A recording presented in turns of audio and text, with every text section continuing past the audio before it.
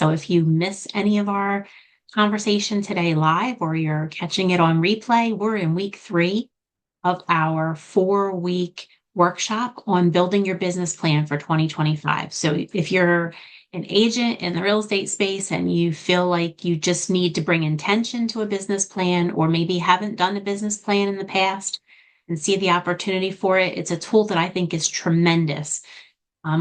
Because first, it does build intention into your business. Too often, I feel like we let the outside world force us into this sort of fly by the seat of your pants kind of approach. And the business plan really helps you stay grounded in what your focus should be, where your energy should be directed.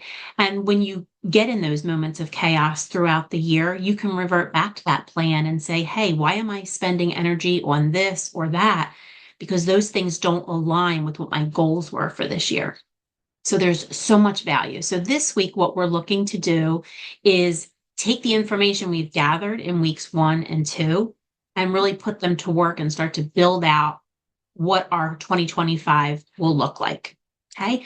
So how are we going to do that? First, remember we went over your 3 plus 3 minus. We looked at, where are your strengths and weaknesses? Where are your goals for sort of growth broadly, very sort of generalized in the beginning, 2025.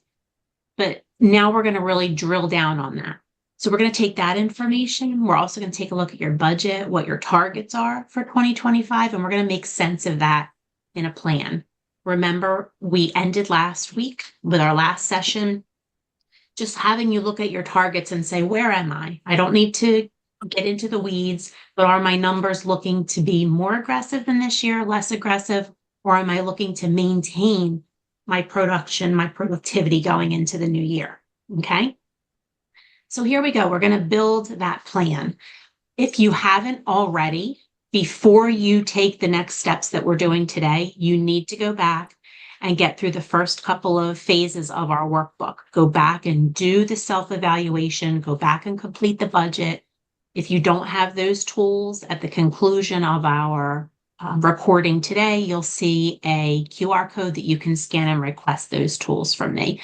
But you should have that part of the workbook completed. So you're reviewing that self-evaluation, assessing your sources of business, knowing where your business came from this year, and then examining your targets. Now you should be moving towards our part 2 workbook. And like I said, getting into the details of what the plan is going to look like moving forward, what you want your future business to be. Okay.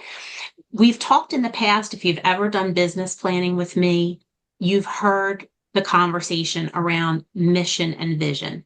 But there are words that I don't necessarily like to use because I feel like they're a little bit maybe outdated, and they sometimes feel a little bit vague on how people can say, what's my mission statement? What's my vision statement? That might make more sense if you're, say, the CEO of Nike or Coca-Cola. But for people in real estate, sometimes that's a difficult concept.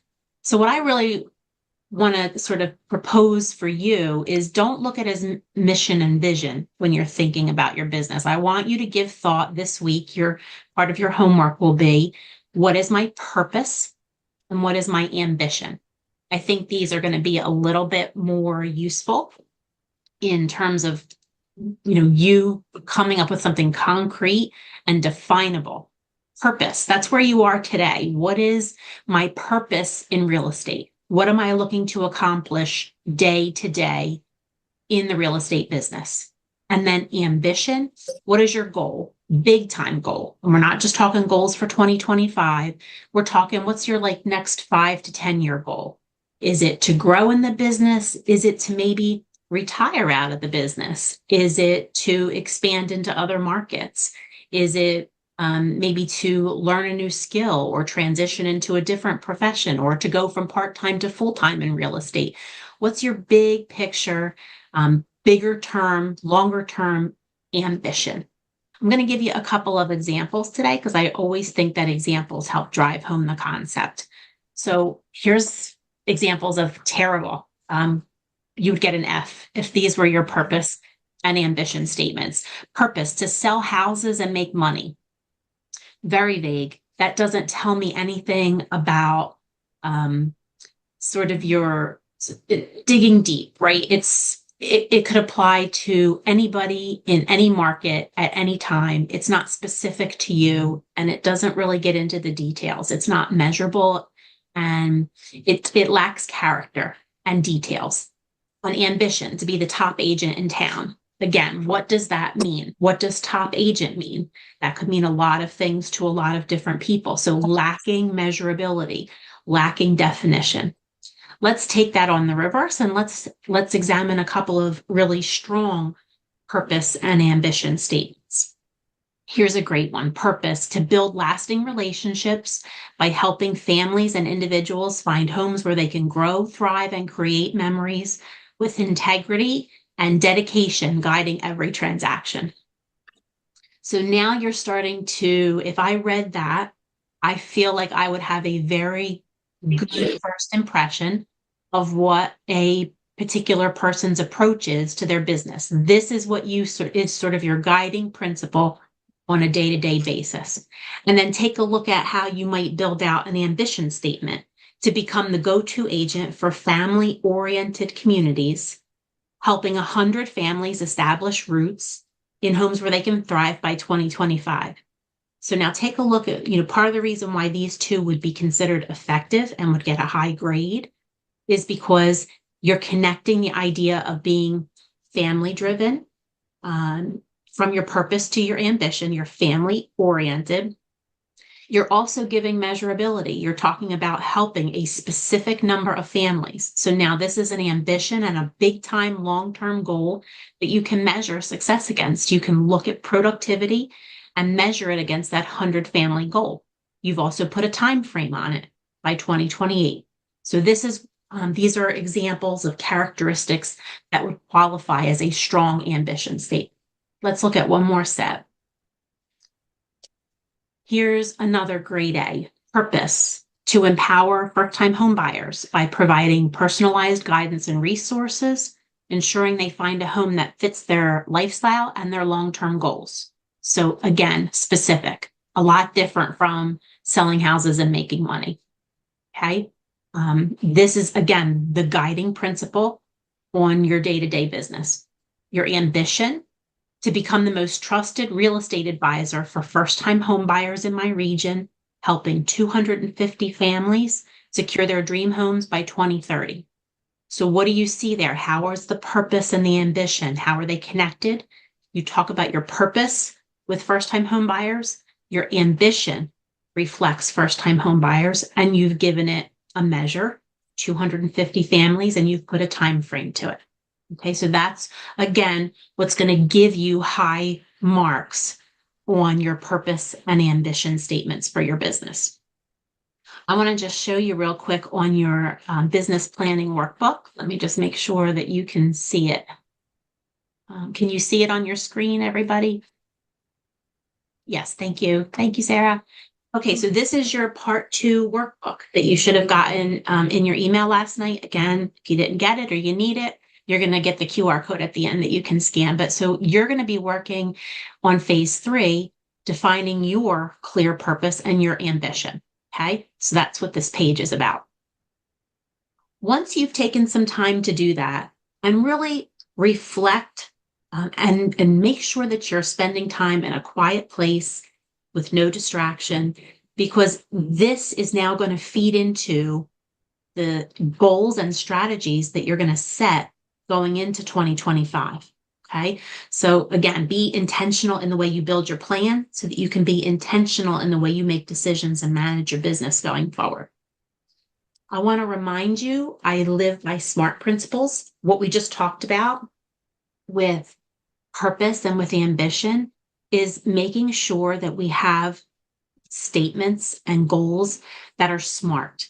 And that's an acronym. It's not an actual like brain idea, but make sure that they're specific. So not vague, right? The more detailed, the better.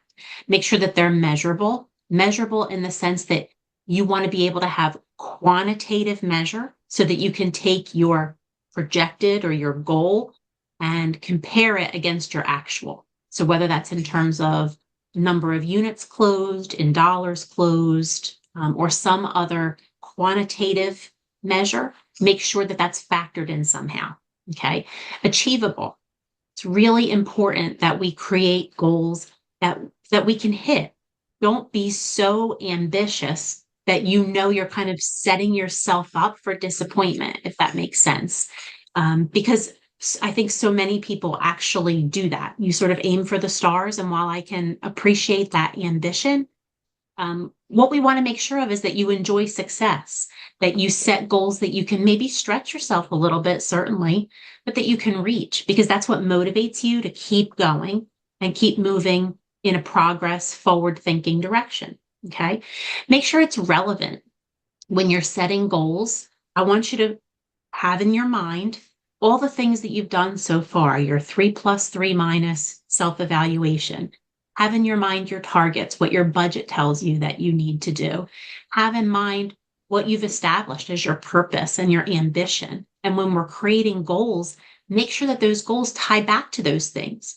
If they have no connection to one another, then those goals are irrelevant. So if I went and talked about how my purpose was truly helping first-time home buyers, and then I find myself setting a goal around establishing my business, just using an example, let's say in a 55 and over community, then how do those two things really align? How is one relevant to the other? That's what relevant means.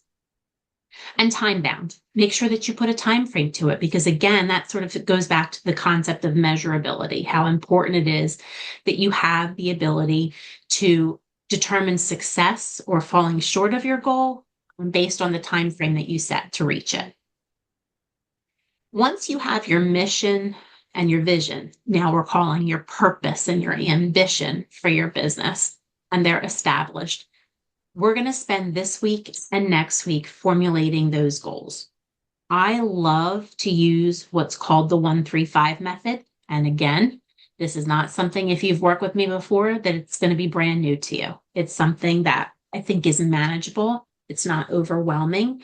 And for real estate agents whose expertise is real estate, not necessarily sort of some of the CEO responsibilities that come with managing your own business, this is entirely manageable. Okay. The idea is that we're going to work on one big goal. And then from that one big goal, we're going to come up with 3 focus areas to sort of expand on that goal. This is where we shift from this is what I want to achieve to these are the strategies that I'm going to implement. That's where the 3 and the 5 come in, really converting our thinking to strategies.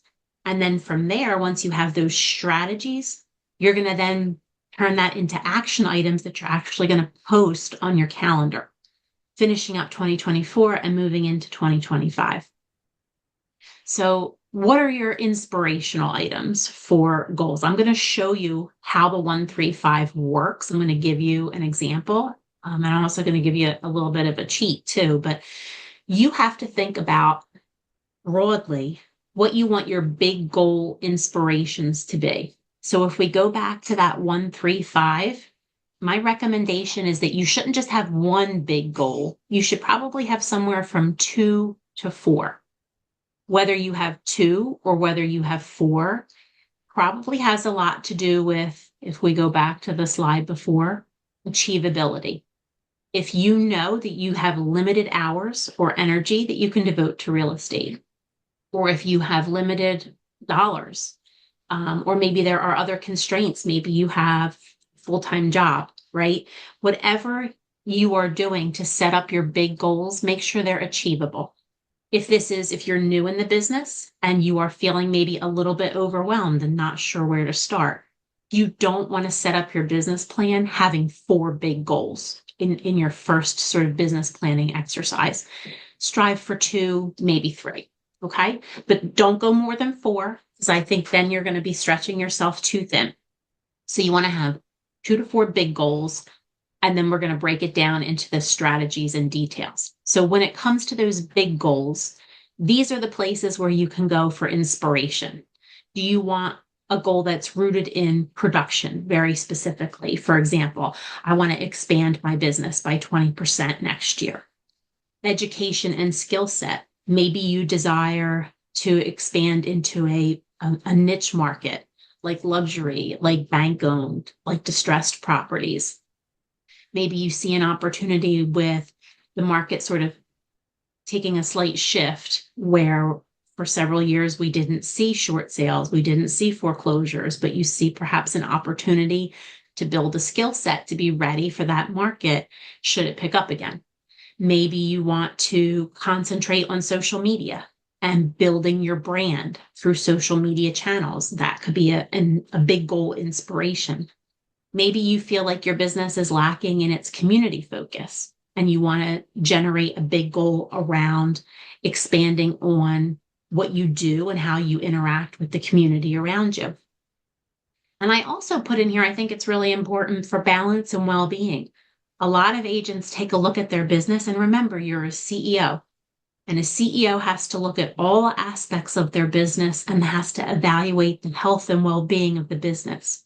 For you in real estate, your health and well-being is paramount to the success of your business. So if you feel like things are out of alignment, whether you are struggling to be able to put the time into real estate or whether you feel like real estate is running your entire life, that's sort of speaking to you as a goal. That's probably also something that should have showed up on your 3+3-, where you were feeling like you needed to improve on the balance. Okay. So again, we're taking those initial steps from weeks 1 and 2, and now we're going to factor those in. We're going to make those count for something as we come up with our big goal inspiration. So I want to show you an example of what I'm talking about when I say 1, 3, 5. So let's say a big goal, or one big goal, is to increase overall real estate production by 30%. Is that a SMART goal? Is it specific? Yes. Is it measurable? Yes. Is it achievable? Yeah. I'm going to say yes. Let's assume yes, but only you can know that compared to what you did this year and what you want to do next year. Is it relevant? If that's related back to your mission, to your vision, to your purpose and ambition, then yes, I would qualify it as relevant. And then is it time bound? We're talking about 2025 being 30% greater than 2024. So yes, that is time bound. So that's one big goal. So let's expand that now to the 3. 3 focus areas. If I'm going to expand my production by 30%, where are 3 focus areas that I could concentrate my energy and maybe my dollars on to help move that goal forward? So let's say the 3 that I come up with are, I want to expand my lead generation. So I need to bring new people into my funnel, into my pipeline. I need to improve my client conversion rate. Maybe I'm going back and evaluating where my sources of business came from last year, and I'm realizing that I have a huge database, but not enough of those leads are actually converting to clients. And what can I do to improve that conversion rate? And then finally, maybe I recognize that chaos is running a lot of my business and my day-to-day life in real estate, and I need to get better organized with my systems and processes. So let's just say those are the 3 areas I want to focus on to get myself to that 30% bump in production. Okay. Then we get to the 5. The 5 is going to be taking each of these 3 and coming up with 5 specific strategies to help in that focus area. So if you think about that, you're going to have one big goal, then you have 3 focus areas. And by the time you're done outlining your strategies, you should end up with 15 total strategies, 5 for each of these 3. Okay, I'm just going to show you one example right now of what strategies might look like for our first focus area, expanding lead generation. Let's say you take a look at how you might want to expand your leads and you want to diversify a little bit. So take a look at the ideas that I've put here. And these are just ideas. This is not, you don't have to take this specific format, this specific 1, 3, 5, and have that be your sort of blueprint. take things that are meaningful to you, that speak to you, that speak to your strengths, and help develop and improve on those areas where you know you're maybe feeling a little short and see an opportunity to grow. So I'm talking about holding events, partnering with local businesses, implementing a referral program, expanding social media, and identifying one internet platform for leads. So what I've done is come up with 5 strategies that, again, go back to the SMART principles. SMART. Are they measurable? Yes. Hold 4 events. I can go back at the end of 2025 and say, did I have 4 events? Can I go back at the end of 2025 and identify the 10 businesses that I partnered with? Did I meet or exceed or fall short of that 10? Yes, I can measure that. So going back to achievable, expand my social media following by 200%. Well, if I have 50 followers, then I think 200% is achievable. But if I have 5,000 followers, maybe 200% might be overly ambitious. So again, make sure it's achievable. Are these things relevant? Go back and remember the example of having a purpose around first-time home buyers. So now I'm talking about holding events to educate first-time home buyers. So that's where relevant comes in. The two are connected to one another. Okay. So make sure that you're concentrating and looking at things that are smart and not vague. This is where you really want to start to get specific about the strategies that you would implement. The thing about strategies is that they're going to then lead to day-to-day actions. This is what's going to help you identify if I have X number of hours in a day or in a week devoted to real estate, then I need to start figuring out how do I even expand these strategies further to what I do in the minutes or hours that I have in any given day. Okay. What I want you to focus on for this week, for week 3, is just getting to the 2 to 4 big goals. And then for each of those 2 to 4 big goals, come up with your focus areas. Okay. So let's go back to the workbook. So I put a reminder in here so you remember what SMART means. That's important. And then this is what you're going to concentrate on, your big goals. Come up with I have 4, but again, if you are part-time, if you are new to real estate, if this is your first time going through a business planning process, don't go for 4. You will overwhelm yourself. And that's not the purpose here. So go with 2 to 4, and you're going to come up with that goal. And then you're going to set 3 priorities, 3 focus areas where you could actually start to build a plan of attack to achieve that goal. The other thing that I want you to do while you think about those goals is I want you to define for yourself, you'll see at the top, is this a goal that's going to exploit one of my pluses, right? Take advantage of one of my strengths, leverage one of the places where I'm strong? Or is this something that's going to strengthen a place where maybe I might be feeling weaker or inadequate? I hate to use those words, but the idea is, where is this a place where you see an opportunity to level up and to improve your overall skill set, mindset, confidence level, experience level, whatever. Okay. When you're building out your goals, it's important that you are finding balance, that you are taking advantage of the things that you're already strong at, but that you're also not shying away from opportunities to get stronger in other areas. So that's why I have you focus on those, on sort of addressing that as you build out your goals. Okay. So all you're working on right now for this week is identifying those goals. You have 4 sheets for goals 1, 2, 3, and 4, but don't go any further than 2 if that starts to feel overwhelming. Okay. We want to be aggressive and ambitious, but not overly so. We want to set ourselves up for success. The last thing that I want to show you as you begin to work through this concept of your 1-3-5s and setting your big goals is a little bit of a hack. And I think it's kind of fun because it involves ChatGPT, which is, I know I've talked with many of you, and just if I can get a thumbs up if you see ChatGPT on the screen now. Great, thank you. So let's go into Chat GPT. I happen to use, if you know, I happen to use the 4.0 version. So I've been paying the $20 a month because I love this tool. I think it's really cool. And I love how we continually are innovating the ways that we're leveraging this technology, but you don't have to pay for it. You can get the same result with the free version. But I'm going to ask for Chat GPT's help. Let's say I took a look at let me go back to my inspiration, right?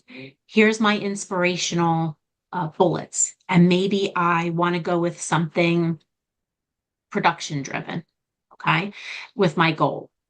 Let's go take a look at what Chat GPT might do to help us. I'm going to use as my prompt. And remember, if you've used Chat GPT at all, the more specific you can be in your prompt, the better your output will be. So I'm going to say I'm going to tell it using the 1-3-5 method for business planning. Give me a strategy, a set of strategies.